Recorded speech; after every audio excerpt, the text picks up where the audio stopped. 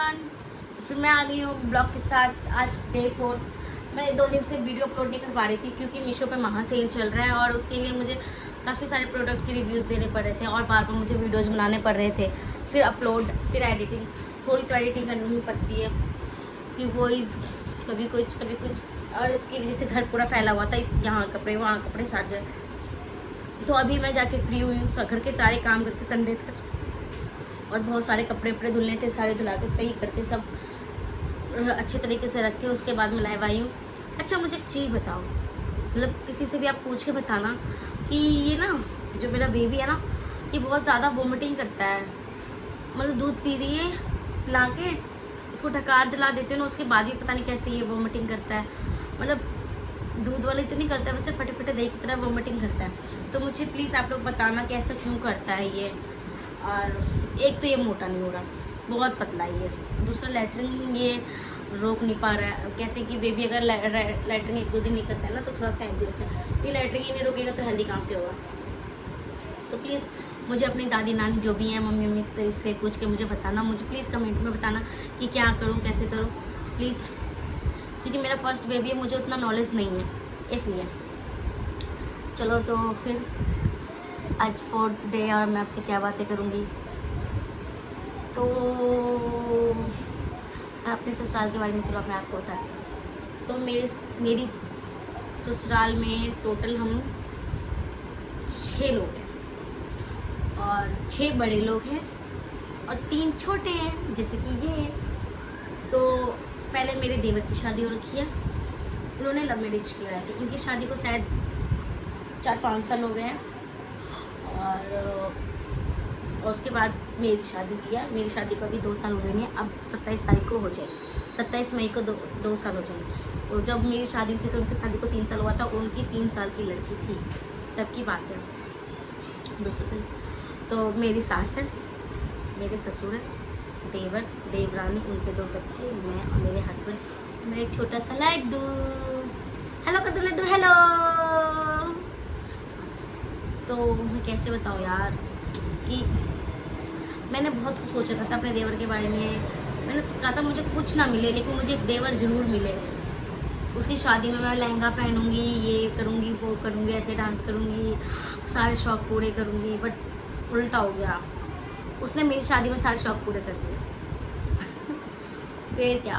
और मेरी शादी भी वैसे, मैंने जो सोच रखा था ना अपनी शादी में, मैं ऐसे करूँगी, वैसे करूँगी, ये करूँगी। इतनी गंदी गर्मी में मेरी शादी हुई ना, जो मैं बता नहीं सकती। मैंने फेशियल कराया, मेरा फेशियल धुल गया था, पता ही नहीं चला कि मैंने फेशियल करवा रखा है। दूसरी बात, जब मेरी शादी थी ना जिस दिन, उस दिन जब मैंने मेकअप करवा के आई थी, जब तक पार्लर में थी तो बहुत सुंदर थी, बहुत ज़्यादा ही, मतलब आप जान सकते हो कैसे हो। और जब कार में आई घर तो भी ठीक था, जैसे ही बाहर निकली वैसे मेरे थोपड़े की बैंड बज गई। पूरा मेकअप धुल के ना ऐसे टपक रहा था। यार शादी करो ना तो प्लीज़ गर्मी में मत करो, मैं तो बस ये कहूँगी। और हम लोगों के बिहारियों में ना अधिकतर शादी ना गर्मियों में ही होती है। देखो मार्च तक तो ठीक है, इट्स ओके, मार्च तक शादी बेटर है क्योंकि मेकअप करो यार। शादी एक बार होती है, कोई नहीं सोचेगा कि मेरे को मैं मेकअप ना करूँ, मैं ऐसा ना करूँ, वैसा ना करूँ, ये ना पहनूँ, वो ना पहनूँ। बट मैं यही कहूँगी कि नहीं यार, मार्च के बाद ना शादी मत करो, फिर नवंबर में करो, अक्टूबर भी, लास्ट अक्टूबर, नवंबर, दिसंबर ये बेस्ट मौसम है। जनवरी फरवरी भी अच्छा ही मौसम है, मार्च तक। बट इस गर्मी में शादी ना, पॉसिबल नहीं यार। हर कुछ के लिए आप सोच सकते हो। अभी तो मेरा फेस इतना क्लीन है और उस टाइम मेरा फेस देखने लायक नहीं था।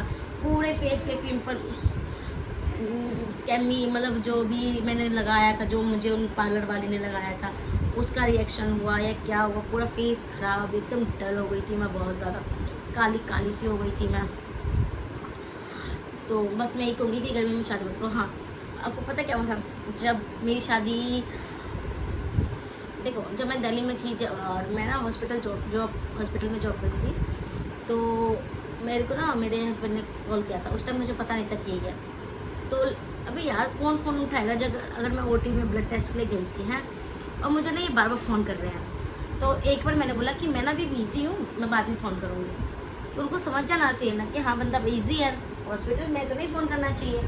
ये लगातार फ़ोन कर रहे यार। जब मैंने उनको बोले तो गुस्से से मैंने ब्लॉक कर दिया इनको। तो फिर रात हुई ना, तो मैं घर ही पहुँची। मैंने मम्मी को कहा मम्मी देखना पता नहीं कौन से एक आदमी है, बार बार मुझे परेशान करता है, मैं ब्लॉक कर दी। तो मम्मी ने कुछ नहीं बोला। फिर ना 1 दिन 2 दिन बाद ना मेरे को ना अपने फूफा जी का कॉल आया। तो फूफा जी बोल रहे हैं कि ऐसी ऐसी बात है, मैंने तुम्हारे में एक लड़का देखा, उसको मैंने तुम्हारा नंबर दे दिया, वो भी मेडिकल लाइन से है, तो बात कर लेना। तो मैंने नंबर देने के लिए, तो जब नंबर दिया तो नंबर तो वही था। अबे यार अब क्या फ़ायदा। मैंने कहा फूफा मैंने तो उनको ब्लॉक कर दिया, पागल है क्या थोड़े से, उनके पास दिमाग सेंस नाम की चीज़ नहीं है। जब इंसान कोई भी हो, जब बता रखा है कि हॉस्पिटल में हम जॉब कर रहे हैं, उनको पता है कि लड़की जॉब करती है, और फिर एक बार जब मैंने बोल दिया कि आई एम बिज़ी, तो बार बार फ़ोन करना ज़रूरी है नहीं है ना। तो फिर उन्होंने बोला चलो कोई बात नहीं, जो हुआ अनब्लॉक करो फिर बात करो। मैंने बोला नहीं, मेरे को क्या जरूरत है बात करने की, पापा करेंगे बात, मम्मी करेगी बात, जब मम्मी पापा से डन हो जाए तो मैं देख लेंगे हम। तो बोले ठीक है। तो फिर हम ना पापा ने देखा, फिर फूफा ने पापा को बताई सारी बातें। तो पापा ने बोला चलो हम अभी गांव आए हैं, एक दो और लड़के हैं, तो देख लेंगे जहाँ सही लगेगा हम वही शादी करेंगे। तो मेरे को ना इंटरेस्ट नहीं है वैसे शादी में, नहीं अभी भी शादी नहीं करनी चाहिए यार। फिर शादी नहीं करेंगे तो फिर यार मतलब क्या ही बताओ, ज़िंदगी ना उलझ के रह जाती है। एक सक्सेस होने के बाद शादी करो, ऐसे शादी मत करो, बस मेरा कहना यही है। जब तक अपने पैरों पे खड़े ना हो जाओ ना, तब तो शादी मत करना। फिर क्या, उसके बाद ना हम गांव गए, तो मेरी ना मामा की लड़की की शादी थी। वहाँ पे कॉल कर रहे हैं कि हम ना एक होटल बुक कर रहे हैं, इतने तारीख को ना आप आ जाइएगा। तो मैं बोले हमें क्या बता रहे हैं आप, ना पापा को बताओ मेरे। उन्होंने दूसरे नंबर से मुझे कॉल किया था। बोले आप हमें मत बताइए, पापा को बताइए, पापा आएंगे तो हम आ जाएंगे। तो बोले ठीक है। तो पापा को फ़ोन करके बोले कि पापा आप आ जाइएगा, मम्मी आ जाएंगी, और एक जिसको भी देखने के लिए बुलाना है उनको वो आ जाएंगे, और प्लस मैं। तो बोले ठीक है। तो उधर से भी लड़का लड़की, मतलब लड़का, उसके मम्मी पापा। तो उसकी मम्मी ने बोला, जब हम गए ना, उसकी मम्मी ने बोला कि मुझे तो कुछ पता ही नहीं है, मैं क्या देखूँगी लड़की के, मुझे तो लड़की पसंद है। देखो हमें ऐसा पता चला था क्योंकि इसके मम्मी ने ना मेरे से बात कर लिया था, दिल्ली में थी ना। तो जब फूफा ने बोला ना जब कि ऐसी ऐसी बात है, जब मेरी शादी हुई ना, तो इनको ना वो AWPL में हम दोनों ना जो रखे हैं, AWPL से उसके प्रोडक्ट बहुत अच्छे होते हैं। तो मैं यही कहूँगी जिसके भी घर में जो प्रॉब्लम है और जो सही नहीं हो रहा है, तो प्लीज़ आप मुझे ना कॉन्टैक्ट करें। AWPL में ना थोड़ा सा कॉस्टली है, बट यार जो भी है, मतलब कुछ भी कोई भी प्रॉब्लम हो सब ठीक हो जाता है, 100% ट्रस्टेड है वो। बस मैं देखूँ, फिर आयुर्वेदिक भी है ना, तो बहुत अच्छा मेडिसिन है, कॉस्टली थोड़ा सा है, बट अगर इंसान ठीक हो जाए तो वो पैसे की क्या, पैसा कल फिर कमा लेंगे। अगर इंसान एक बार ठीक हो जाता है तो कोई दिक्कत नहीं होगा ना। तो बस तो फिर क्या, तो फिर हम गाँव गए, तो फिर उनके घर गए, तो उनकी मम्मी को ना किसी ने भड़का दिया कि लड़की ऐसी है, लड़की वैसी है। तो इसकी मम्मी बोली जो मैं नहीं जाऊँगी, इनको अपने इसके पापा को बोली कि अपने डॉक्टर है ना उनको साथ में ले जाओ। तो मुझे 5 डॉक्टर आए देखने के लिए, उसमें मेरे एक जेठ जी भी थे। मुझे नहीं पता था, तो देखो यार फर्स्ट टाइम जब किसी के सामने एकदम से 5 लोग आ जाएंगे, मैं कभी मेरे लिए रिश्ता नहीं था, फर्स्ट टाइम ही मैं गई थी वहाँ। तो एकदम से 5 बैठ जाएंगे, 5 लोग आपसे क्वेश्चन करेंगे, तो आपको कैसा फील होगा, रोना नहीं आएगा। तो मेरे ना आँखों में आंसू हो गया। तो लेकिन बड़े भाई है ना, पता क्या करें कि और फिर चल रहे तो बता दो। तो मैंने कहा कि जो सवाल है ना वो करो, ये फालतू के क्वेश्चन मत करो मेरे से। तो फूफा जी ना गुस्सा हो गए, बोले ऐसे कौन बोलता है। तो फिर मैं ना थोड़ा सा आँख में आंसू आए ना, तो मैंने पूछा, फिर मैंने बोला कि डायरेक्ट जो क्वेश्चन करना करो मुझसे। तो उन्होंने मुझसे ऐसे क्वेश्चन किए जैसे मेरा इंटरव्यू ले रही हो। मैं भी ढीठ लड़की थी, उन्होंने इंटरव्यू कर लिया, मैं ऐसी तैसी कर देती उनकी। तो मैंने सारे सवाल के जवाब दे दिए। ठीक है, जब इनकी बारी आई ना, इनसे पूछा गया ना OT का फुल फॉर्म बताओ, तो ऐसी ऐसी हो जाती, बट कोई पूछने वाला ही नहीं था मेरे साइड से। हमारे साइड से सब बोले लड़का अच्छा है, लड़का OT टेक्नीशियन है, लड़का OT टेक्नीशियन है, ये बोल दिए। तो पहली बात तो मेरे पापा ना लड़के को देख के खुश हो गए थे, क्योंकि देखो कोई भी हो कैसा भी हो, अगर आप इम्प्रेशन पहला इम्प्रेशन होता है तो उससे इंसान खुश हो जाए, तो फिर कोई जरूरत ही नहीं है। उन्होंने बड़े अच्छे से ना मेरे पापा ने स्वागत किया, पापा खुश हो गए थे उसी टाइम। तो मैंने पापा ने पूछा ना मुझसे क्या करना है, लड़का पसंद है। मैंने अगर आपको पसंद है तो मैं कर लूँगी शादी। तो पापा को पसंद आ गया था, तो मैंने भी हाँ भर दिया था। बात आ गई दहेज की। बिहार में तो कंपलसरी है दहेज देना। तो इनकी मम्मी फ़ोन करके बोल रही है हमें 4 लाख रुपए चाहिए, 4 भरी गोल्ड चाहिए, ये चाहिए वो चाहिए। मैंने डायरेक्ट मना कर दिया, एम एजुकेटेड, मैं कहीं भी शादी कर सकती हूँ और फिर में भी हो जाएगा, ठीक है, ना पे वो करने की जरूरत नहीं। बट इसके पापा को मैं पसंद आ चुकी थी। उन्होंने बोला कि जितने में हो सकता है ना उतने में ही करवा दो। तो फिर मेरे पापा ने बोला मैं 2 लाख रुपए दे दूँगा, 2 भरी सोना दूँगा, उससे ज़्यादा मैं कुछ नहीं दे सकता। फिर मैंने भी बोला था कि जो पापा जितना दे सकते उतना ही देना उससे। तो मेरे पापा ने देखो 2 लाख रुपए कैश, दो नहीं 4 भरी गोल्ड, 2 की जगह 4 भरी गोल्ड दे दिए हैं। और fridge, cooler, bed, wash, mixie, बहुत सारा कुछ दिया, ट्रंक में बहुत सारे सामान, मतलब A to Z जितने भी होती है ना लड़कियों के सब, वो भी एक नहीं डबल सब कुछ दिए थे मेरे पापा मम्मी ने। तो फिर इसकी मम्मी को फ़ोन करते थे ना, मतलब पूछा जाए कि मेरी मम्मी ने फ़ोन करके बोला कि और समझी जी गोल्ड में क्या बनवाना है। तो क्या कहती हैं इसकी मम्मी, जो वो पहनेगी वही तो बनवाना है। और हाँ, तब तक मुझे ये नहीं पता था कि मेरी ना देवर की ना शादी हो। तो मैंने तो नेकलेस लिया था, मतलब जो मुझे शौक था। मैंने अपने पापा का था जब भी मैं शादी करूँगी जब मुझे सोने का हार मिलेगा। मैंने सोने के हार की वजह से यार शादी कर ली यार, बहुत बड़ी गलती कर ली। वो सोने का हार वैसे ही पड़ा हुआ है मेरी सास के पास। मेरे पास 10 भरी गोल्ड है बट मेरे पास नहीं है, मैंने अपनी सास को दे रखा है।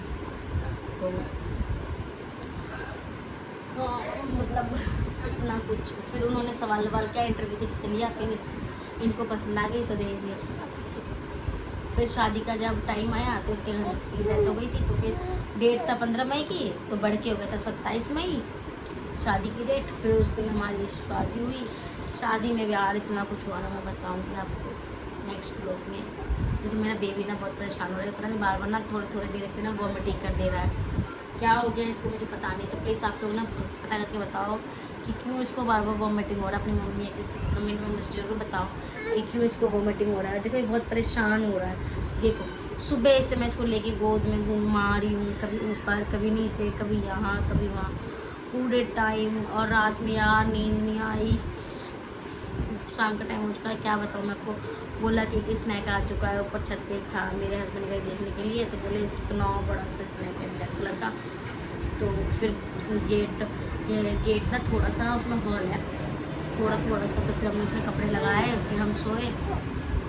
फिर भी मुझे पूरी रात नींद नहीं आया, इसलिए नींद नहीं आया। अब मैं अपने बच्चों के लेके ना ऐसे लेटी हुई थी, बहुत पूरी रात जगी थी। ये देखो इसको देखो कैसे करा, देखो इसको क्या हुआ।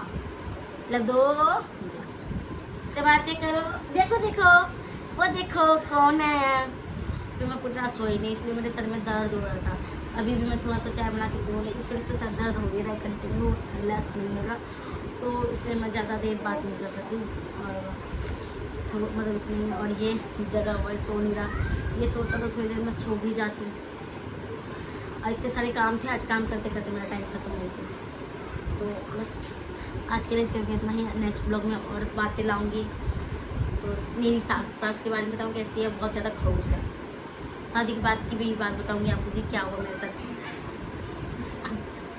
बस वो अपने घमंड में ना चूर रहती है। पुरानी वाली सास है मेरी सास। आजकल की सासें इतनी अच्छी होती है बट पता नहीं यार मेरी किस्मत में मत्ती मारी थी, इतनी घटिया सास मुझे मिल गया। पति भी उतना मेरा खास नहीं है जो आप बोलोगे, बट ठीक ही है यार। क्योंकि पता है जब घर पे इंसान जो जॉब करता है ना, वो घर पे बैठे अच्छा नहीं लगता। तो मैं जॉब करती थी ना, तो बताया था आपको, अच्छी खासी मैं इनकम कर लेती थी। तो अभी मैं जॉब नहीं कर पाती क्योंकि मेरे पास ये है। इसके तो मैं पूरी दुनिया छोड़ दूँगी, लेकिन फिर इसको पढ़ाना लिखाना भी तो है, तो इसलिए दुनिया नहीं छोड़ सकते भी मैं। और हाँ, मैं ना 22 तारीख से मेरा यार एग्ज़ाम है फार्मेसी का, तो फिर मुझे एग्ज़ाम भी देने हैं। तो इसलिए मैं उनको बोल रही हूँ बस अभी छुट्टी मत लो। सारे संडे को भी जो भी ऑफ मिलता था ना वो भी नहीं ले रहे हैं, क्योंकि मेरे एग्ज़ाम में ना इनको छुट्टी लेनी पड़ेगी इसलिए। तो चलो अब हम यहीं पे बाय करते हैं, फिर मिलेंगे नेक्स्ट ब्लॉग में आप लोगों के साथ, ठीक है। Okay bye. और प्लीज़ कमेंट में बताना मुझे कि मेरे बेबी को बार बार वॉमिटिंग क्यों हो रही है। अभी पहले भी कुछ दिन पहले हो रही थी बट ये बिल्कुल ठीक हो गया था, बट अभी हो रही। कोई कहेगा ये 4 मंथ कभी भी है, देखो आप। सो कोई कहेगा तू पतलू सा ही है, तो तू छोटू सा है, छोटू सा है ना लड्डू तुम। बिल्कुल छोटू सा बेबी है ये मेरा। हम्म, ये सिर्फ और सिर्फ मुझे जानता है, अपने पापा को भी नहीं जानता। और खाना बनाऊंगी नहीं, मुझे परेशान करता है।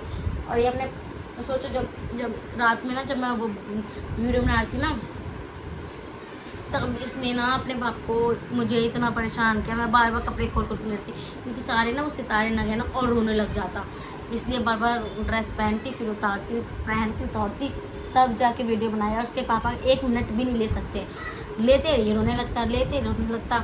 ये बहुत शैतान है, ये मम्मी का लाडला औलाद है। ये लोडला उलाओ दे, छोड़ना है मेरा, छोड़ना। बाबा कर दो लड्डू। ये बहुत ज़्यादा थूक भी निकालता है यार मुंह से, थोड़े थोड़े देर पे। देख रहे हो इसको, ये देखो, ये देखो, देखो देखो मेरे लड्डू को देखो, उधर देखो, उधर देखो देखो। तो बाय गाइस, फिर मिलते हैं नेक्स्ट ब्लॉग में।